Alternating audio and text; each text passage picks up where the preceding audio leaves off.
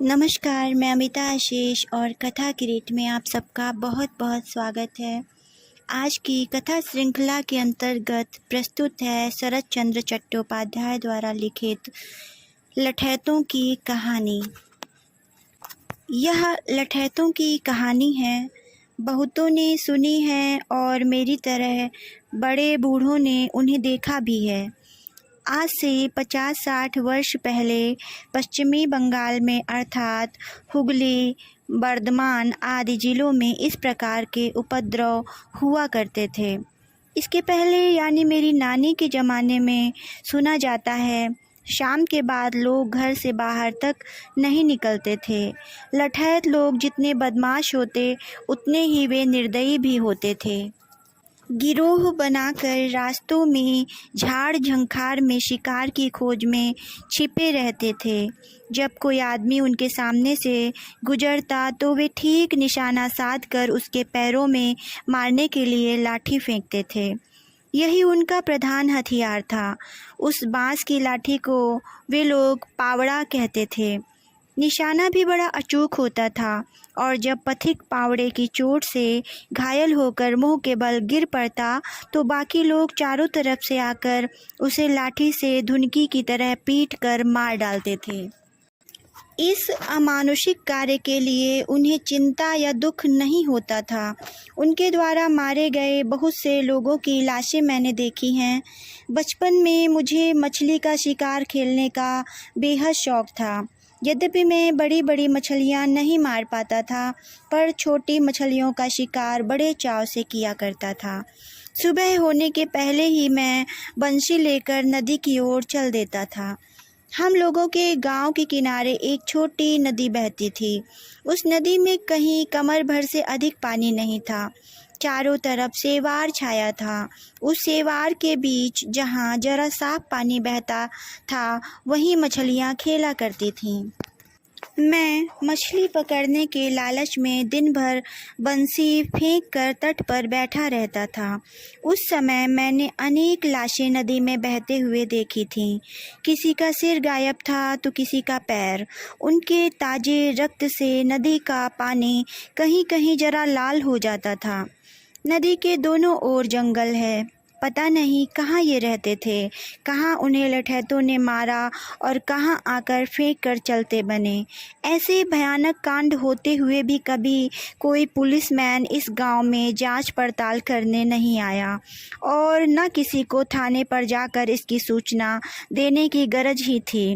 कौन मुफ्त में झंझट मोल लेने जाए, क्योंकि वे हमेशा से सुनते चले आ रहे थे कि पुलिस के फेर में नहीं पड़ना चाहिए। पुलिस के पास जाना अपने को स्वयं फंसाना है। बाघ के मुंह में पड़कर भी प्राण बच सकते हैं, लेकिन इसके पास जाने से कदापि नहीं। इसीलिए अक्सर जब लोगों की निगाहें ऐसी लाशों पर पड़ती थी तब वे मुंह फेर कर चल देते थे। इसके बाद शाम होते ही सियार और भेड़ियों का दल जंगल से चल देता था। सुबह तक लाश का कोई भी चिन्ह नहीं रह जाता था। एक दिन मेरी भी हालत इसी प्रकार की होती, लेकिन हो नहीं पाई। आज उसी कहानी को तुम लोगों के सामने पेश कर रहा हूँ। उन दिनों शायद मेरी उम्र 12 वर्ष के लगभग थी। घर के एक कोने में छुट्टे के दिन गुड़िया बना रहा था कि अचानक नयन वाले की आवाज़ सुनाई पड़ी। वह मेरी दादी से कह रहा था, केवल 5 रुपए चाहिए, दे दो ना दादी जी, मैं तुम्हारे पोते को दूध पिलाकर अदा कर दूंगा। दादी नयन चांद को बहुत मानती थीं। उन्होंने पूछा, अचानक रुपयों की क्या आवश्यकता हुई रे नयन? उसने कहा, एक अच्छी गाय खरीदने का विचार है दादी। बसंतपुर में फुआ के यहाँ फुफेरे बाई ने कहला भेजा है कि वह 4-5 गायों को रखने में असमर्थ हैं। एक मुझे देना चाहता है। यद्यपि वह दाम नहीं लेगा, तथापि 5 रुपया रखने जरूरी हैं। दादी ने फिर कुछ नहीं पूछा, घर के भीतर गई और 5 रुपए लाकर उसे दे दिए। मैं बहुत दिनों से सुनता आ रहा था कि बसंतपुर में काफ़ी बढ़िया बंसी मिलती है, इसलिए बिना कुछ कहे मैं उसके पीछे पीछे चल पड़ा। 2 मील कच्ची सड़क पर चलने के बाद ग्रांड ट्रंक रोड से बसंतपुर जाने का रास्ता मिलता है। 1 मील चलने के पश्चात अचानक न जाने क्यों उसने पीछे की ओर देखा। मुझे देखते ही क्रोध में भरकर वह बोल उठा, मैं तुम्हारे लिए 1 नहीं 10 बंसी लाऊंगा, तुम लौट जाओ। लेकिन मैं लौट जाने के लिए तैयार नहीं हुआ। मैंने उससे काफ़ी विनती की, परंतु वह उन बातों की परवाह किए बिना घर लौटा लाया। मेरे रोने धोने पर दादी जी कुछ नरम पड़ गईं, लेकिन नयन किसी भी तरह अपने साथ मुझे ले चलने को राजी नहीं हुआ। मुझे ज़बरदस्ती घसीटते हुए घर लौटा लाया। उसने कहा, आने जाने में 8 कोस का चक्कर है। यह ठीक है कि चांदनी रात है, मैं उन्हें साथ ले जा सकता हूँ, लेकिन रास्ता ठीक नहीं है। भय है कि और कहीं शाम होने के पहले लौट न सका तो मैं गाय संभालूंगा कि लड़के को या अपने को। अब तुम ही सोचो क्या करूँ मैं। रास्ते में डर किस बात का है, यह बात इधर के सभी व्यक्ति जानते हैं। दादी जी एकदम बिगड़ खड़ी हुई। नहीं, कभी नहीं। अगर तू भाग कर भी गया तो मैं तेरे मास्टर जी को कल ही 50 बेत मारने के लिए पत्र लिख दूंगी। निरुपाय होकर मैं दूसरी तरकीब सोचने लगा।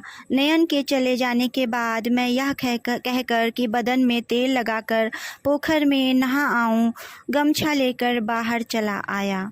नदी किनारे किनारे जंगल और आम कटहल के बगीचों से दौड़ते हुए मैं 2-3 मील जमीन पार कर उस स्थल पर चला आया जहां वह कच्ची सड़क से जा मिली थी। 10 मिनट के बाद मैंने देखा नयन चांद आ रहा है। पहले मुझे देखकर वह काफ़ी बिगड़ उठा, फिर अब उसने यह जान लिया कि मैं किसी तरह चालाकी से यहाँ तक भाग आया हूँ। तब वह हंस पड़ा। उसने कहा, अच्छा, जब तुम आ ही गए हो तो चलो, जो किस्मत में बदा है वह होगा। अब यहाँ से तो मैं लौटकर तुम्हें पहुँचाने नहीं जा सकता।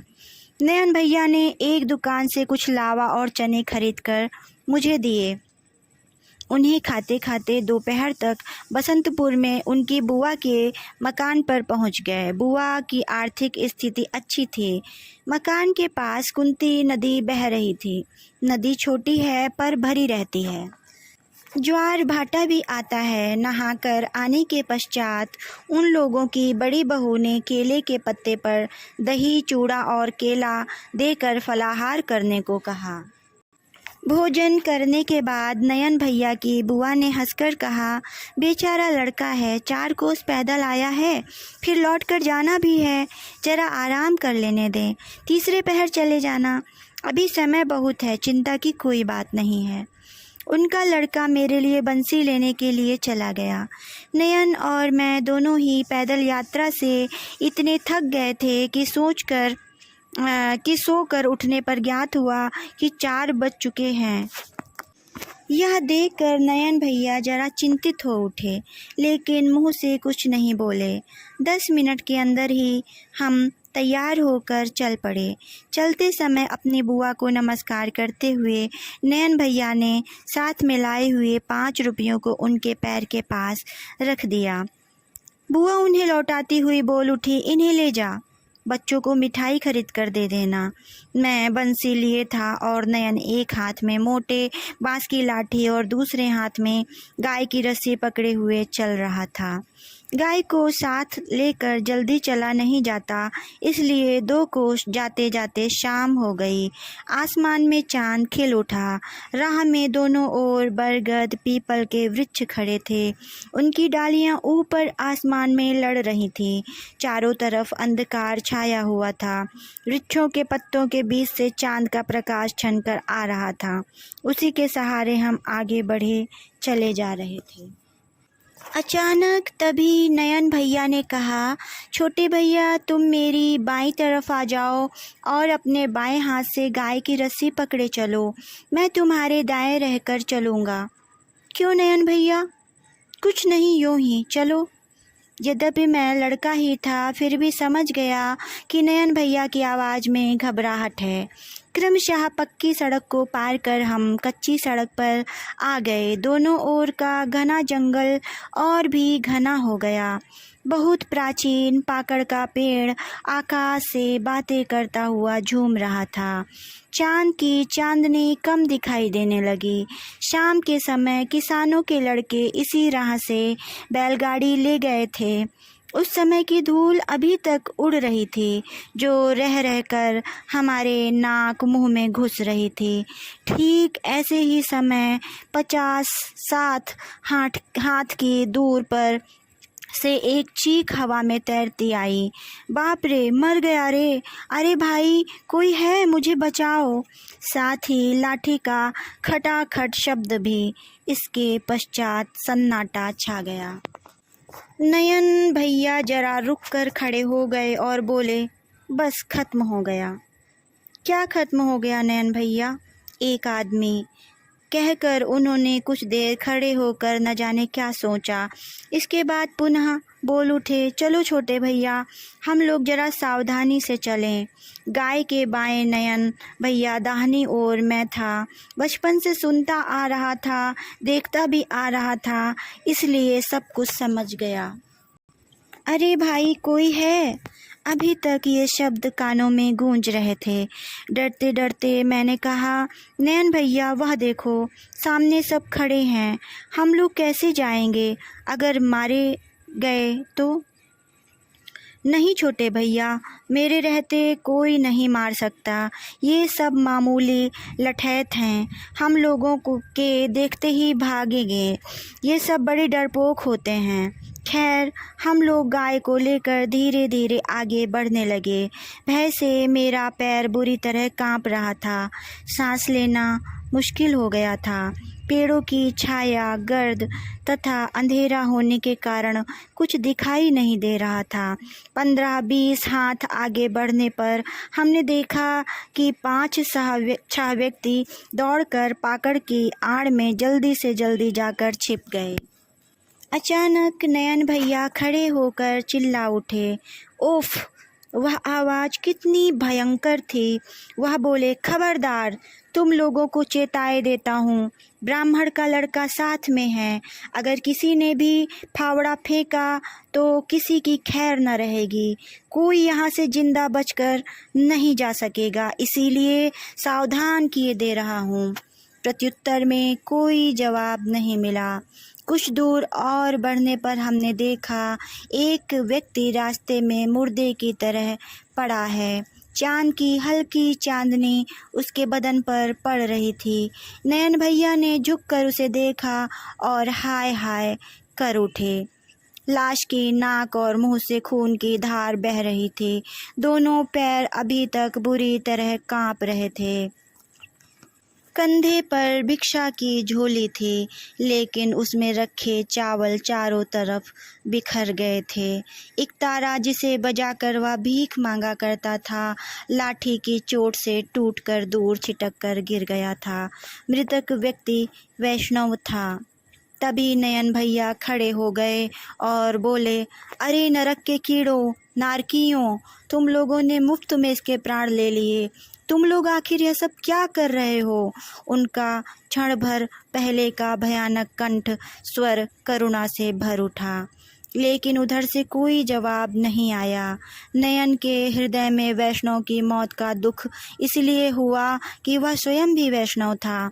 उसके गले में तुलसी की एक मोटी माला थी, नाक पर तिलक और बदन पर राम नामी दुपट्टा।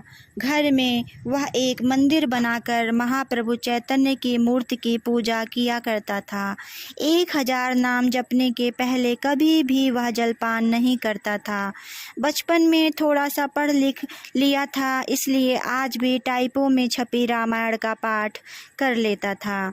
दीपक के प्रकाश में वृक्ष के नीचे काफ़ी रात गए आल्हा की तरह ऊंची आवाज़ में वह रामायण आदि का पाठ किया करता था।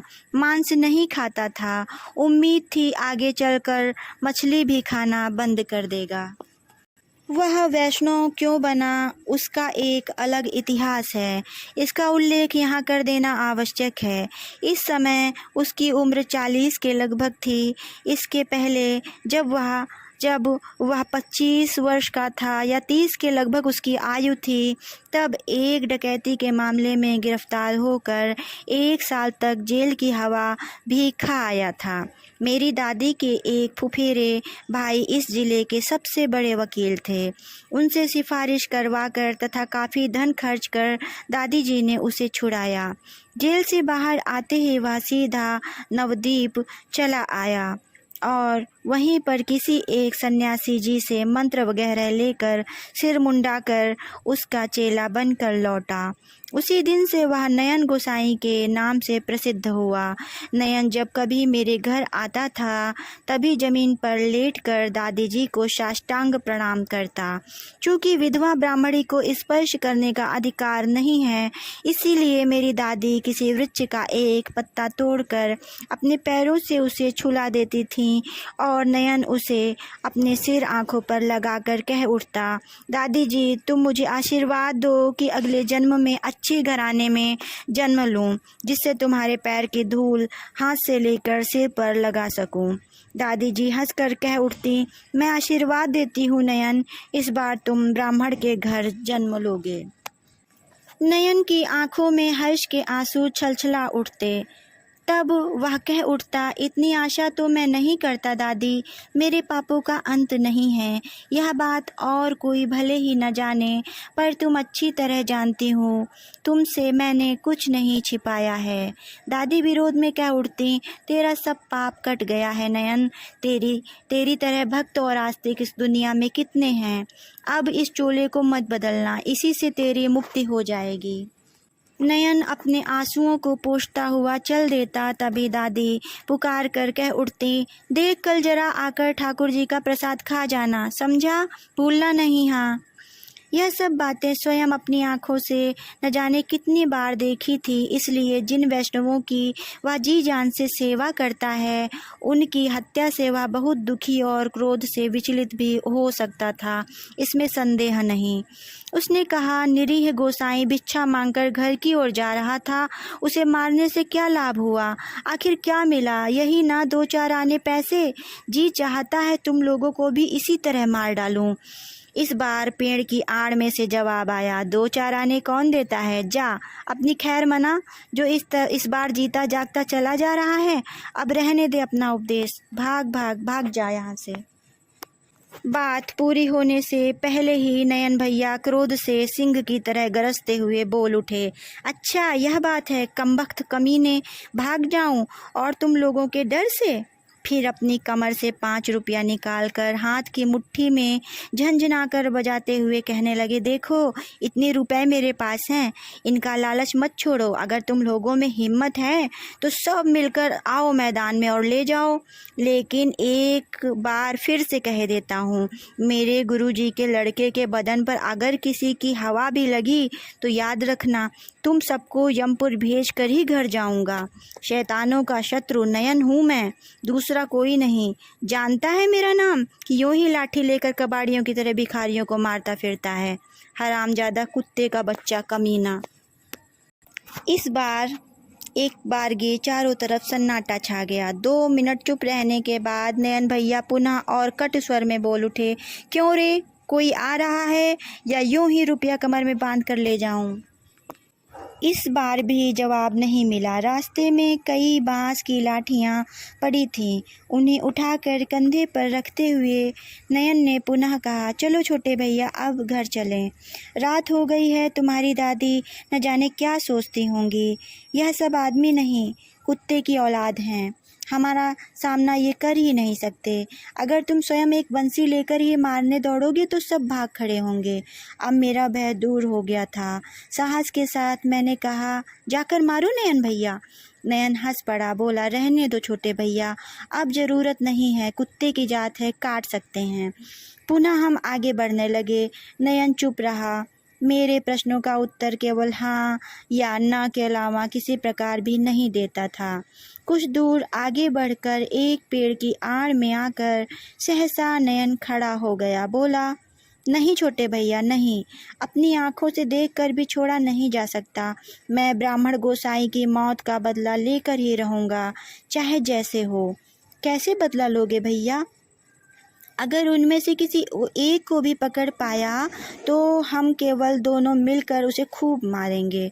मारने पीटने के लालच के कारण मैं प्रसन्नता से फूला न समाया। मुझे यह एक नवीन खेल सा लगा। लठैतों के संबंध में अनेक प्रकार की बातें सुना करता था। इस समय वे सब झूठ मालूम होने लगी। नयन भैया ने उन्हें आगे बढ़ने नहीं दिया, वरना एक लठैत को मैं अवश्य पकड़ लेता। आखिर हार कर मैंने कहा, नयन भैया, किसी एक को तुम जरूर पकड़ो। मैं अपनी इस बंसी से उसे खूब पीटूंगा। लेकिन मेरी बंसी अगर टूट जाए? नयन ने हंसकर कहा, बंसी की चोट से वह मरेगा नहीं, लो इस लाठी से उसे पीटना। यह कहकर उन्होंने एक बांस की लाठी मुझे देते हुए कहा, गाय को पकड़कर यहीं खड़े रहो छोटे भैया, मैं अभी दो एक को पकड़ लेता हूँ, लेकिन चिल्लाहट या रोना धोना सुनकर डरना नहीं, हाँ? नहीं, मैं डरूंगा नहीं, लाठी मेरे हाथ में है। नयन राह से उठाए हुए बांस की लाठियां एक ओर रखकर एक मोटे बांस की लाठी लेकर बहुत आहिस्ते आहिस्ते झुककर एक ओर चला गया। लठैतों ने सोचा था कि हम सब चले गए हैं, इसीलिए वे सब निश्चिंत होकर मृत गोसाई की झोली से पैसे आदि सब चीज़ों को तलाश कर रहे थे। अचानक एक लठैत की निगाह नयन पर पड़ी। वह चिल्ला उठा, यहाँ कौन खड़ा है? मैं नयन हूँ, उसी तरह खड़ा रहे, अगर जरा सा भी हिला कि मार डालूंगा। बात पूरी होने के पहले ही मुझे अनेक पैरों की आवाज़ सुनाई पड़ी, साथ ही एक धीमा आर्तनाद स्वर, जैसे कोई झाड़ी में गिर पड़ा हो। नयन ने चिल्लाकर कहा, एक को तो पकड़ लिया है छोटे भैया, बाकी भाग गए। इस शुभ संवाद को सुनकर मैं प्रसन्नता से उछलने लगा। उसी जगह से चिल्लाकर कहा, उसे यहाँ पकड़ लाओ नयन भैया, मैं स्वयं उसे पीटूंगा, तुम उसे मत मारना। नहीं भैया, तुम ही मारना। पुनः एक करुण ध्वनि सुनाई पड़ी। शायद नयन ने लाठी से कोंचा था। 2 मिनट के बाद देखा एक आदमी लंगड़ाता हुआ आ रहा है, उसके पीछे नयन भैया हैं। पास आते ही उसने हाय मरा कहने के बाद रोते हुए खूब जोर से मेरा पैर पकड़ लिया। नयन ने उसके बालों को पकड़कर ऊपर उठाते हुए ठीक से खड़ा कर दिया। मैं उसकी शक्ल देखकर भयभीत हो उठा।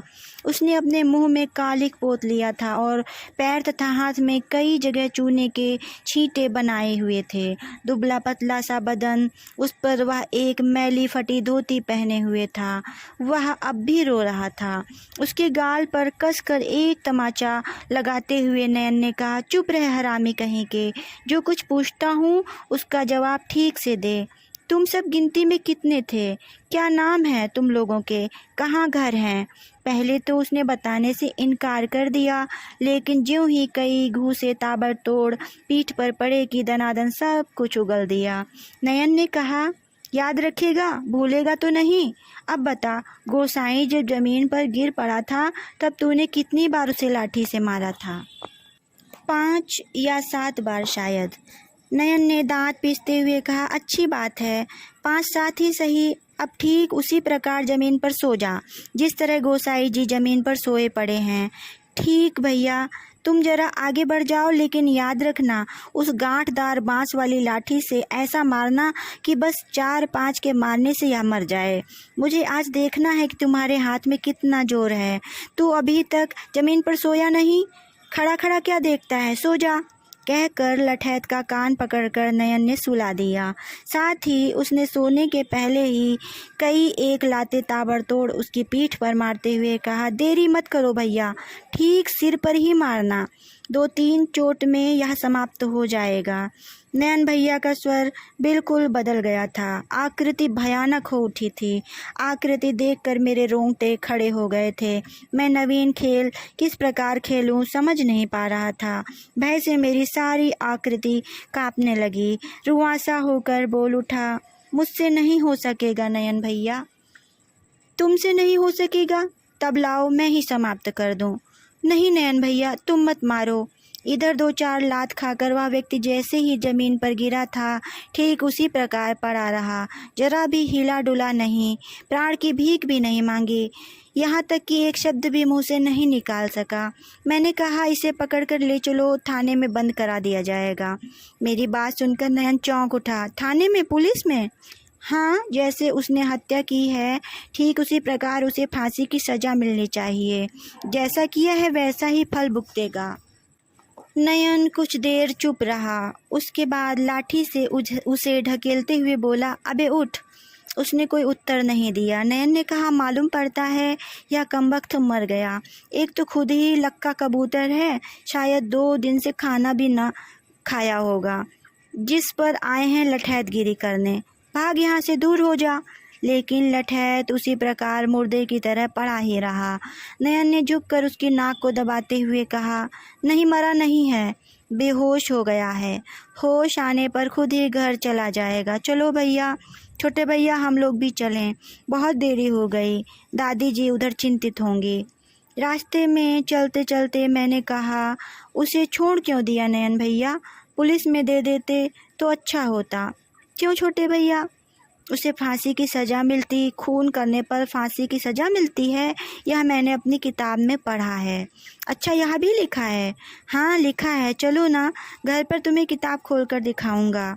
नयन ने विस्मय के साथ कहा, क्या कहते हो भैया? एक आदमी को मार डालने के बदले में एक आदमी को मार डालते हैं? हाँ, यह ठीक है, यही उचित सज़ा है। हम लोगों ने यही पढ़ा है। नयन ने किंचित हंसते हुए कहा, लेकिन सभी उचित कार्य इस दुनिया में नहीं होते छोटे भैया। क्यों नहीं होते नयन भैया? नयन ने तुरंत कोई उत्तर नहीं दिया। कुछ देर सोचने के बाद उसने कहा, शायद सब पुलिस के थाने में ऐसे मामले में जाना नहीं चाहते। क्यों नहीं जा सकते? मनुष्य इतना अन्याय क्यों करता है? यह बात आज तक भी मैं नहीं जान सका।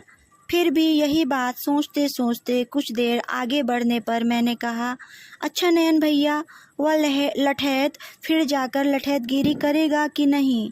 नयन भैया ने कहा, नहीं छोटे भैया, अब वे खून नहीं करेंगे। कम से कम जब तक मैं जीवित हूँ तब तक यह कार्य वे कर ही नहीं सकते। मैं इस उत्तर से प्रसन्न नहीं हो सका। मैं चाहता था कि उसे फांसी की सज़ा मिले। मैंने कहा, वह तो बच गया, सज़ा तो उसे नहीं मिली। नयन अनमने भाव से न जाने क्या सोच रहा था। बोला, कौन जाने, सज़ा हो भी सकती है। फिर अपने को संयत करते हुए उसने कहा, मैं इस बात का उत्तर नहीं दे सकता छोटे भैया, तुम्हारी दादी तुम्हें देंगी, बड़ा होने पर उनसे पूछ लेना। लेकिन मुझे सब्र नहीं हुआ। घर पर आते ही सभी घटनाएं शुरू से आखिर तक केवल हाथ पैर कांपने वाली बात को छोड़कर विस्तार के साथ दादी को सुनाई। उन्होंने सब बातें गौर से सुनकर एक दीर्घ निश्वास लेते हुए मुझे अपनी छाती से चिपटा लिया। मुँह से कुछ नहीं बोली, केवल स्तब्ध रह गईं। नयन अब तक चुप रहा। मेरी बात पूरी होने के बाद दादी के लिए उन 5 रुपयों को उनके पैर के साथ पास रखते हुए बोला, गाय मुझे मुफ्त में मिल गई, रुपए तुम्हारे ही पास लौट आए दादी, न बुआ ने लिए और न तुम्हारी मंझली बहू के भाइयों ने ही। दादी ने हंसकर कहा, मुलाकात होने पर मंझली बहू को कहूँगी, लेकिन ये रुपए अब मैं नहीं लूँगी नयन, ले जा, इन्हें अपने ठाकुर जी के भोग में लगा देना। लेकिन एक बात कहनी रह गई, वह यह कि अभी तक तू पक्का गोसाई नहीं बन सका। क्यों दादी? रुपए बजाने के लोभ दूर नहीं होता। अगर वे उस समय सब मिलकर तुम दोनों पर हमला कर बैठते तो क्या होता? 5-6 और मरते। जहाँ नयन ने इतना पाप कमाया है वहाँ थोड़ा और कमा लेता। दादी चुप रह गईं। इस बात का अर्थ वे नहीं जानती थीं, पर नयन जानता है। इसके बाद उसने कुछ भी नहीं कहा। दूर से जमीन पर लेट साष्टांग प्रणाम करते हुए उन 5 रुपयों को लेकर चुपचाप घर से बाहर चला गया। धन्यवाद। नमस्कार, मैं अमिता आशीष और आप सुन रहे थे कथा किरीट के अंतर्गत आज की कहानी, जिसे लिखा था शरत चंद्र चट्टोपाध्याय जी ने, और इस कहानी का नाम था लठैतों की कहानी।